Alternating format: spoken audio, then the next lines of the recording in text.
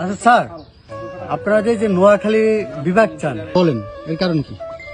আচ্ছা, নোয়াখালী হচ্ছে একটি ঐতিহ্যবাহী জেলা, যেটা আমাদের 1984 সালে ভেঙে তিনটা জেলা হয়।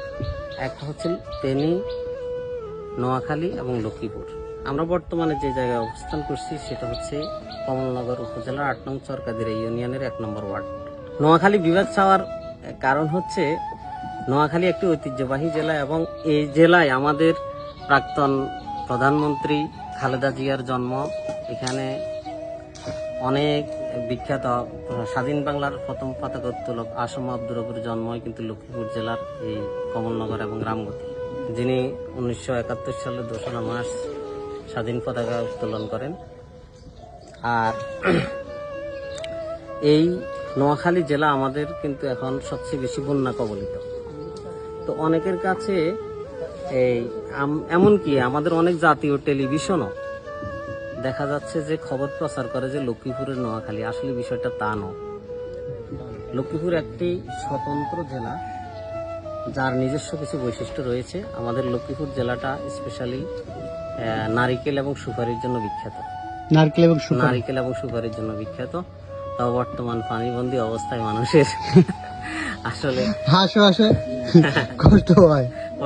ঠিক আছে, তো আলহামদুলিল্লাহ এখানে লক্ষ্মীপুর, নোয়াখালী এবং ফেনীর মানুষ, যদিও তারা অনেক বন্যা কবলিত অবস্থায় অনেক কষ্ট পাচ্ছে, তবুও পুরো দেশের মানুষের ভালোবাসায় আমরা কিন্তু আমরা লক্ষ্মীপুরের মানুষ, আমরা কিন্তু পুরো দেশের মানুষের ভালোবাসায় কিন্তু আমরা শিখি। আমরা বিশ্বাস করি এইভাবে এই বন্ধনে যদি আমাদের দেশটা আবদ্ধ হয়, তাহলে আমরা অন্য এক নতুন বাংলাদেশ দেখতে পাবো ইনশাআল্লাহ।